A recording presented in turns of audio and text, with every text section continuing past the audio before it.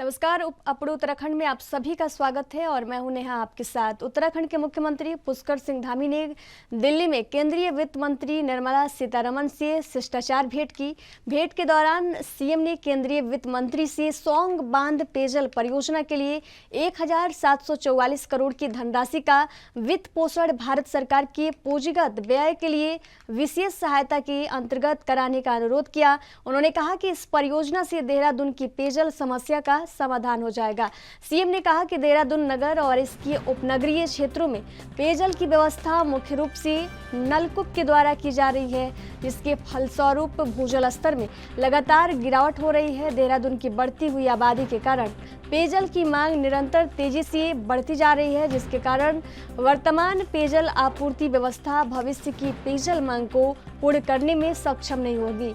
इस समस्या के दृष्टिगत और भविष्य में सतत पेयजल की सुविधा प्रदान करने के लिए गंगा नदी की सहायक नदी सौंग नदी पर सौंग बांध पेयजल की परियोजना प्रस्तावित है।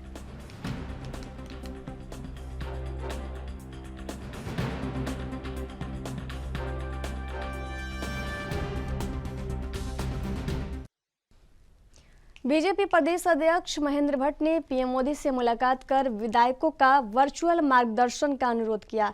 इसके साथ ही उन्होंने पीएम को 4 धाम तीर्थ यात्रा के दौरान उत्तराखंड आने का निमंत्रण भी दिया। बीजेपी ने आगामी 8 अप्रैल से 3 दिवसीय विधायकों का प्रशिक्षण कराने की योजना बनाई है। इस प्रशिक्षण शिविर में जनप्रतिनिधियों को जमीनी स्तर पर एक्टिव करने और उन्हें चुनावी प्रबंधन के साथ साथ सांगठनिक कौशल का ज्ञान देने की रणनीति तैयार की गई है। बीजेपी प्रदेश अध्यक्ष ने कहा कि पीएम ने इस मुलाकात के दौरान उत्तराखंड के विकास को लेकर कई महत्वपूर्ण विषयों पर चिंतन किया है।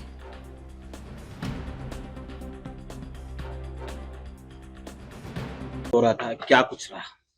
देखिए, दिल्ली दौरा मुख्य रूप से हमारा विधायकों प्रश्न प्रस्तावित था और मैं अपने केंद्रीय नेतृत्व को उसमें निमंत्रण देने गया था। तो मैं अपना सौभाग्य समझता हूँ कि देश के प्रधानमंत्री जी से मेरी भेंट हुई और जब मैं उनसे मिला तो उनके मन में उत्तराखंड बसता है। उत्तराखंड में बद्रीनाथ धाम का जो मास्टर प्लान की चर्चा हुई, इसके साथ साथ जो रोपवे बनने हैं हेमकुंड साहिब का, केदारनाथ का, उसकी उन्होंने जानकारी ली। ऑल वेदर रोड का विषय को था, इसका भारतमाला का था और जो हमारे सीमावर्ती गांव हैं उन सीमावर्ती गांव पर एक प्रकार से उनके अनेक सुझाव थे। और मुझे खुशी है कि आज हमारे प्रदेश के मुख्यमंत्री जी प्रधानमंत्री से मिलने वाले हैं और मैंने प्रधानमंत्री जी को 4 धाम की यात्रा का निमंत्रण भी दिया है। और मैं कह सकता हूँ जिस धाम में मोदी जी के आना होता है उस धाम का सर्वांगीण विकास तीर्थाटन के रूप में खड़ा होता है। केदारनाथ जी उसके उदाहरण है। तो निश्चित रूप से इस बार आएंगे तो और भी उत्तराखंड को सौगात देंगे।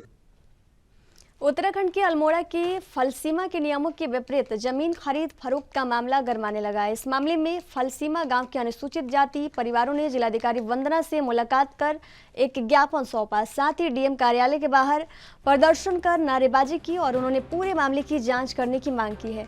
वहीं जिलाधिकारी ने कहा कि फलसीमा में जमीन की खरीद में धोखाधड़ी की शिकायतें मिली है। इससे पहले एसडीएम की अध्यक्षता में समिति का गठन कर दिया गया है। जांच में जो भी तथ्य निकल कर आएंगे उस पर कानूनी कार्रवाई की जाएगी।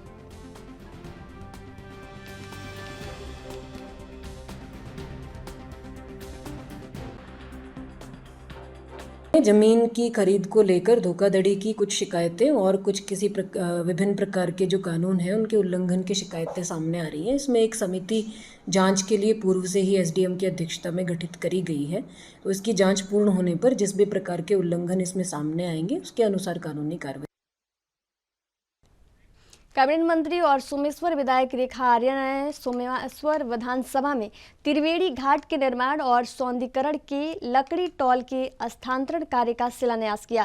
कैबिनेट मंत्री ने बताया कि ये कार्य कुल 3 भागों में बनकर पूरा होगा, जिसमें स्नान के लिए घाट, निर्माण व्यू पॉइंट, कटाव रोकने के लिए सुरक्षा दीवार, कपड़े बदलने के लिए कमरा, बैठने के लिए कुर्सियां, महिला और पुरुषों के लिए शौचालय, 90 मीटर पाथवे, अंतिम क्रिया के लिए पूजा स्थल, सौदाह गृह सहित कई अन्य कार्यक्रम किए जाएंगे। 50,000 की आबादी का क्षेत्र है। देखिए, आज अपने विधानसभा क्षेत्र सोमेश्वर मैं बहुत लंबे समय से मांग थी कि एक त्रिवेणी घाट का जो है वह सौंदर्यीकरण किया जाए। साथ ही साथ एक लकड़ी टाल की भी शिफ्टिंग के लिए लगातार उनकी ओर से मांग आ रही थी और आज मुझे कहते हुए बेहद खुशी है कि चाहे वो त्रिवेणी घाट का विषय हो, उसके सौंदर्यीकरण के संदर्भ में लगभग 90 लाख की धनराशि और आपके लकड़ी टाल के शिफ्टिंग के संदर्भ में जो 15 लाख की धनराशि जो है वह स्वीकृत कर दी गई है, जिसका आज शिलान्यास और भूमि पूजन का कार्य किया गया है। चूँकि ये लगभग पूरा क्षेत्र 45 से 50 हज़ार की आबादी का क्षेत्र है और इस आबादी के क्षेत्र में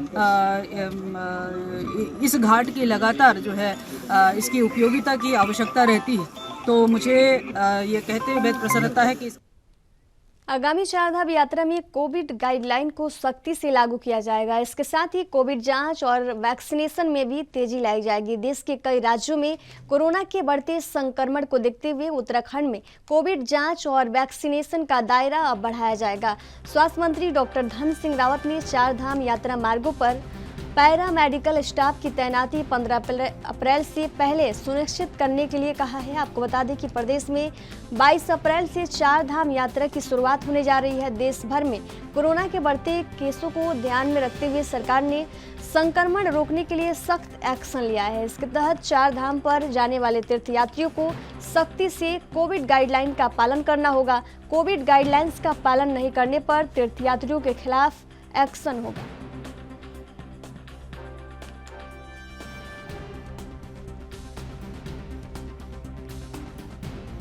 देखिए, कल ही हमने स्वास्थ्य विभाग की एक बैठक की है और उसमें गाइडलाइन हमने दे दी है कि अब राज्य में जो है एसओपी जारी हो गई है। भारत सरकार जैसे जैसे नए एसओपी की भेजेगी वैसे हम नए एसओपी जारी करेंगे, लेकिन अभी दो चीज़ों पे बिल्कुल पहल की जा रही है। पहला तो यह है कि हम टेस्टिंग अब बढ़ा रहे हैं। दूसरा, जो वैक्सीनेशन जिनका छूट गया है उनको वैक्सीनेशन की भी 1 लाख डोज हमने भारत सरकार से डिमांड की है कल ही। उत्तराखंड कांग्रेस में वरिष्ठ नेताओं के बीच घमासान कम होने का नाम नहीं ले रहा है। जुबानी जंग के जरिए नेता एक दूसरे के ऊपर लगातार हमलावर हो रहे हैं। पूर्व प्रदेश अध्यक्ष प्रीतम सिंह ने बिना नाम लिए प्रदेश प्रभारी देवेंद्र यादव और प्रदेश अध्यक्ष करण माहरा पर निशाना साधा। उन्होंने कहा कि पार्टी में जब दायित्व मिलता है तो उस दायित्व का निर्वहन करना जरूरी होता है। जो व्यक्ति अपने दायित्व का निर्वहन नहीं कर पाता है वह अपने दल और राष्ट्रीय नेतृत्व को दिग्भ्रमित करने का काम कर रहा है।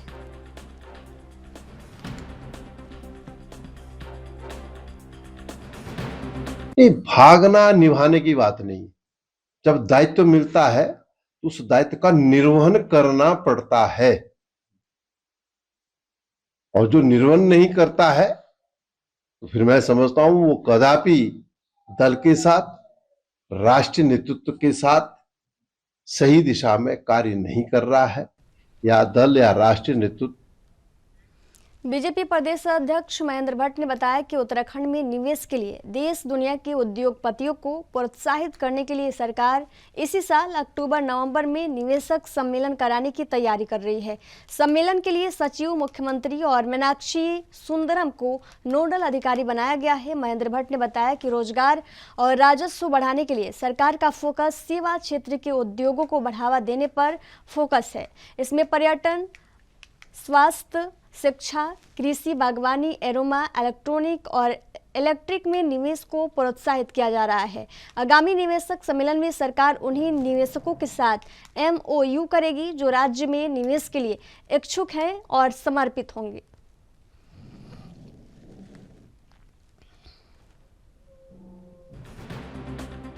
सरकार की कोशिशें रहती हैं कि उत्तराखंड के अंदर अच्छी संख्या में निवेशक पहुंचे। वो दूसरे कार्यक्रम प्रस्तावित है, जब भी होगा तो क्योंकि अब तो फिल्म के क्षेत्र में हो गया, जो हमारे तीर्थाटन के क्षेत्र में हो गया, साहसिक पर्यटन के क्षेत्र में हो गया, बड़ी संख्या में जो यहाँ पर निवेश करना चाहते हैं उनके लिए अवसर बनेंगे और एक अच्छा कार्यक्रम शुरू कह सकते भविष्य में रहेगा। उत्तराखंड के जनपद उधम सिंह नगर के जसपुर में पूर्व विधायक डॉक्टर शैलेंद्र मोहन सिंगल ने बताया कि उनके द्वारा सीएम पुष्कर सिंह धामी को कई मार्गों को पुनर्निर्माण के प्रस्ताव दिए गए थे, जिनके लिए सीएम ने अपनी स्वीकृति प्रदान कर दी थी, जिनकी अब वित्तीय स्वीकृति भी हो चुकी है। पूर्व विधायक डॉक्टर सिंगल ने बताया कि जसपुर भूतपूरी मार्ग उत्तराखंड बॉर्डर तक का पुनर्निर्माण, धर्मपुर चौराहे से रायपुर मार्ग का निर्माण, जसपुर नगर में मुख्य मार्ग के दोनों किनारों पर टाइल्स मार्ग का पुनर्निर्माण और पतरामपुर से मनोरथपुर सड़क निर्माण। उक्त मांगों के निर्माण के लिए सीएम पुष्कर सिंह धामी ने वित्तीय स्वीकृति दी है। शीघ्र ही इनका पुनर्निर्माण कार्य लोक निर्माण विभाग द्वारा किया जाएगा। क्षेत्र की सड़कों में काफ़ी सुधार की आवश्यकता है और उसमें काफ़ी प्रस्ताव शासन को भेजे गए हैं और उसमें कुछ मंजूरियां भी आई हैं। करीब 4 करोड़ 35 लाख रुपए की मंजूरी आ चुकी है, जिसमें मुख्यतः हमारा नादेही रोड, उसमें के अलावा हमारे धर्मपुर चौराहे से रायपुर मार्ग और जो हमारा जसपुर नगर है उसमें सड़क ऊंची हो गई और टाइल्स नीची रह गई हैं, तो ये पूरी टाइल्स दोबारा लगेंगी और नाले जहाँ क्षतिग्रस्त हो चुके हैं जसपुर नगर में वो भी उसमें सुधार होगा। और एक रोड और जो पतरामपुर से मनोरथपुर गांव तक वो भी काफ़ी जीर्ण शीर्ण हो गई थी। तो ये 4 मुख्य काम 4 करोड़ 40 लाख रुपए करीब के आए हैं। तो हम सब ने बहुत बहुत धन्यवाद मुख्यमंत्री को दिया है और ये आशा की है कि और भी हमारे जो मार्गों में सुधार की आवश्यकता। सीएम पुष्कर सिंह धामी ने अपने 2 दिवसीय दिल्ली दौरे में रेल मंत्री, वित्त मंत्री पीएम नरेंद्र मोदी से मुलाकात की, जिसको लेकर बीजेपी प्रदेश मीडिया प्रभारी मनवीर सिंह चौहान ने मुख्यमंत्री की इस दौरे पर अपनी प्रतिक्रिया देते हुए कहा कि प्रदेश के पुष्कर सिंह धामी ने पीएम नरेंद्र मोदी से भेंट कर प्रदेश में हो रहे चौमुखी विकास का एजेंडा रखा। इसके साथ ही प्रधानमंत्री से जोशीमठ प्राकृतिक आपदा से प्रभावित परिवारों के लिए पुनः स्थापन के लिए लगभग 3000 करोड़ के पैकेज की मांग की है।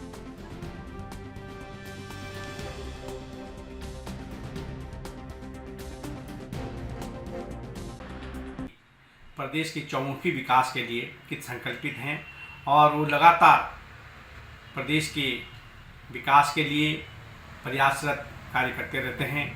और इसी निमित्त उन्होंने अभी आदरणीय प्रधानमंत्री नरेंद्र भाई मोदी से मुलाकात कर प्रदेश के चौमुखी विकास की कई योजनाओं और विकास के लिए कई प्रस्ताव उन्होंने आदरणीय प्रधानमंत्री जी को दिए और इसके साथ ही अन्य कई मंत्रियों के से भी उन्होंने मुलाकात कर उनके विभागों से प्रदेश के विकास के लिए अनेकों योजनाओं की उन्होंने मांग की है। और साथ ही जोशीमठ भूदशाओं के लिए उन्होंने केंद्र सरकार से 3000 करोड़ के राहत पैकेज की और उनके विस्थापन की के लिए प्रस्ताव दिया है। निश्चित रूप से आदरणीय मुख्यमंत्री जी जो हमारे डबल इंजन की सरकार है और जिस प्रकार से हमारे यशस्वी प्रधानमंत्री जी का उत्तराखंड से विशेष लगाव और आशीर्वाद उनका रहता है, उसको लेकर के जो प्रस्ताव आदरणीय मुख्यमंत्री जी ने दिए हैं और जिस प्रकार से केंद्र की योजनाओं को बहुत ही अच्छी तरह से यहाँ पर आदरणीय मुख्यमंत्री जी के नेतृत्व में उसको क्रियान्वित किया जा रहा है और उससे प्रदेश का विकास हो रहा है। अन्य योजनाओं की भी हमें प्रदेश को मिलने की संभावना है। यहाँ रुकेंगे एक छोटे से ब्रेक के लिए। ब्रेक के बाद जल्द हाजिर होंगे। देखते रहिए एएनबी न्यूज़।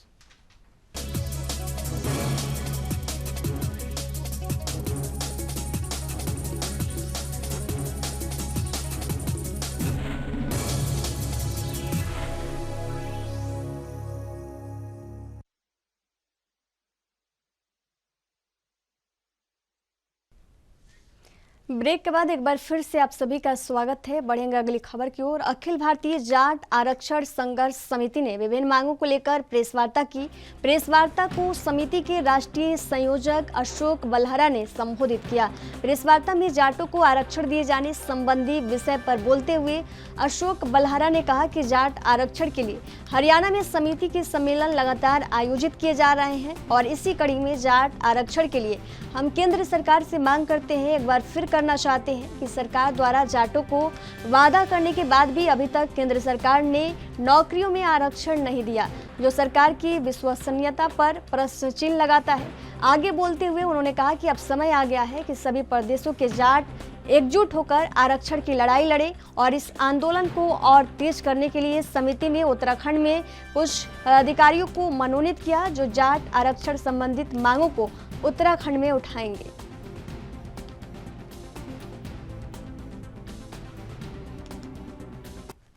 देहरादून में जो प्रेस करने आए हैं उसका उद्देश्य ये है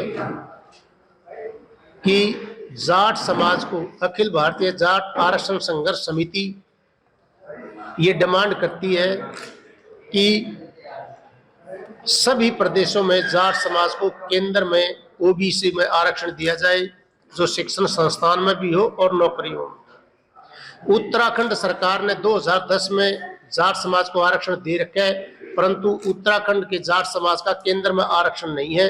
तो हम ये आज आपके माध्यम से उत्तराखंड के लिए यहाँ से डिमांड करते हैं कि उत्तराखंड का आरक्षण जाट समाज का केंद्र में ओबीसी में दिया जाए। तो आपने कितना वो रखा? उत्तराखंड में बैंक में फर्जी दस्तावेज बनाकर मृतक महिला और एनआरआई बेटे के नाम पर लाखों का लोन लेने वाले गिरोह के 3 सदस्यों को उधम सिंह नगर जिले की दिनेशपुर थाना पुलिस ने गिरफ्तार किया है। हालांकि इस मामले में अभी तक महिला फरार चल रही है, जिसकी तलाश में पुलिस जगह जगह दबिश दे रही है। उधम सिंह नगर एसएसपी मंजुनाथ टीसी ने मामले का खुलासा करते हुए बताया कि ये गिरोह फर्जी दस्तावेजों के आधार पर बैंकों से लाखों रुपए का ऋण ले चुका है। पुलिस के मुताबिक बैंक ऑफ बड़ौदा खानपुर के प्रबंधक मीना पाल ने थाने में एक तहरीर दी थी, जिसमें उन्होंने बताया था कि दिसंबर 2021 में राजपाल सिंह उर्फ राजू थाना केला खेड़ा गुरुदेव कौर अनूप सिंह निवासी गली number 4 phase 2 Singh colony Rudrapur के साथ ग्राम गोविंदपुर गुलरभोज में कृषि भूमि पर ऋण लेने के लिए आवेदन किया था। दिनेशपुर में बैंकों को ही ठगने वाला एक बहुत शातिर गिरोह का हमने पर्दाफाश किया है।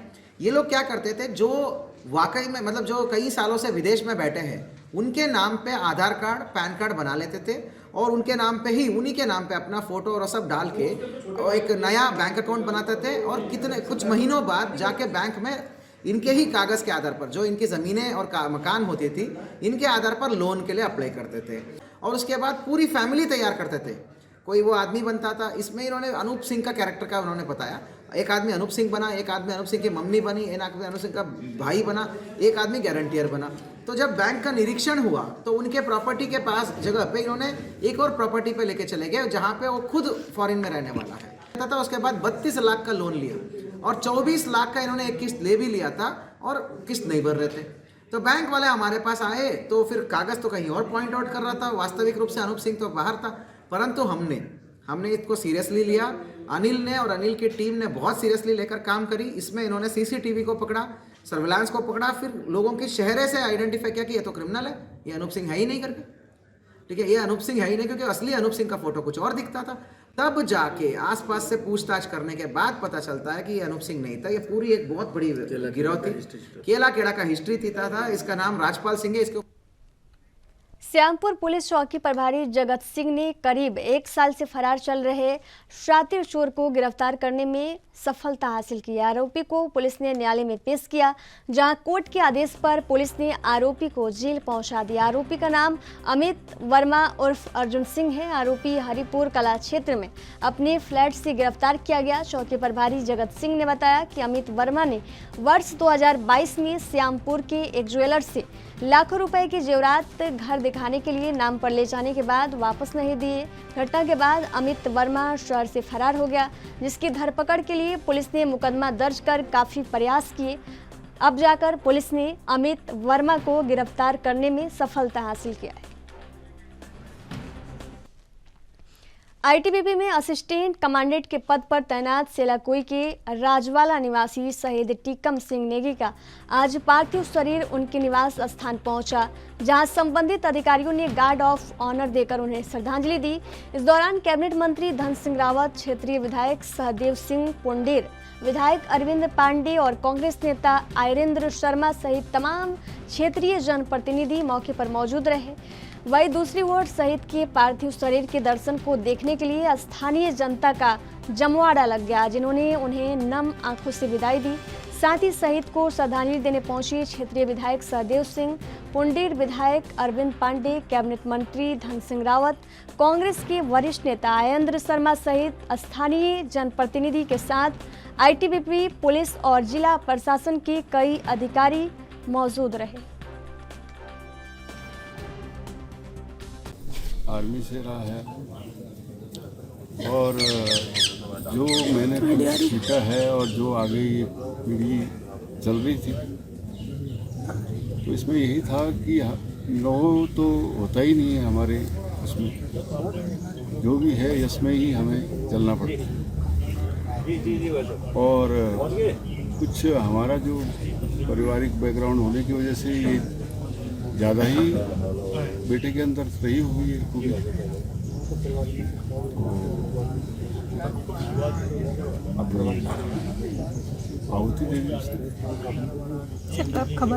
देखो, बचपन से यह लड़का बड़ा तेज़ तर्रार पढ़ाई में, बड़ा तेज़ तर्रार टीकम सिंह जी थे।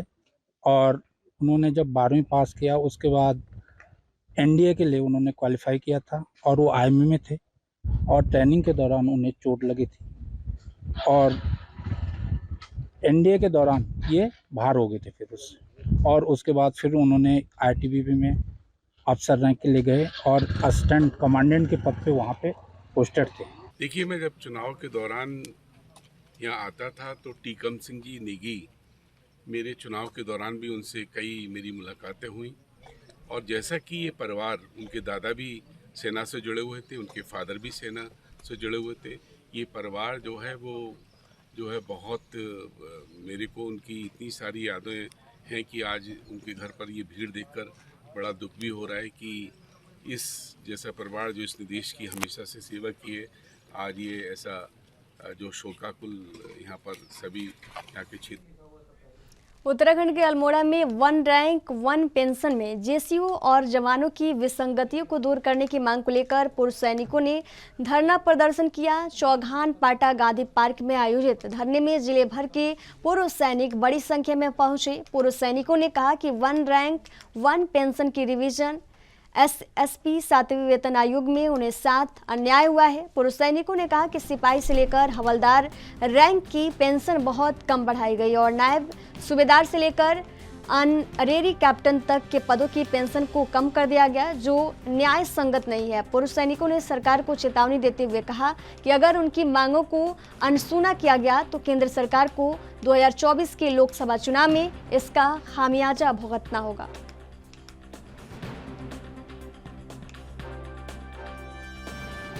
जब तक सरकार हमारी ओआरओपी की जो विसंगतियां हैं, तमाम किस्म की एक लंबी चौड़ी लिस्ट है, उन विसंगतियों को जब तक सरकार दूर नहीं करेगी तब तक ये पूर्व सैनिक, ये रणबांकुरे इस मैदान में डटे रहेंगे। और जंतर मंतर में उत्तराखंड का 3 तारीख के बाद 16 तारीख तक का हमारा धरना प्रदर्शन स्टेट वाइज जो है बांट दिया गया है। तो हमारी ड्यूटी है, भारत सरकार को झुकना होगा और पूर्व सैनिकों को जो मांगे हैं उसको पूरा करने होगा। मोदी सरकार को यही पूर्व सैनिक और उनके वोटों की चोट करके हमने वहां पहुंचाया है, नहीं तो 2024 नज़दीक है। अगर हमारी मांगे नहीं मानी गई तो 2000। उत्तराखंड के रामनगर में पूर्व सैनिक उत्थान और कल्याण समिति के सभी पदाधिकारी, कर्मचारी और सभी सदस्य द्वारा मिलकर 1 रैंक 1 पेंशन की मांग को रखते हुए शहर भर में रैली निकालकर मांग रखते हुए प्रदर्शन किया गया। रैली में पूर्व सैनिकों और वीर नारियों ने बढ़ चढ़कर हिस्सा लिया। रैली शहीद पार्क लखनपुर से शहीदों को याद करते हुए संगठित पूर्व सैनिकों को 1 रैंक 1 पेंशन के बारे में बताने के बाद रैली निकाली गई।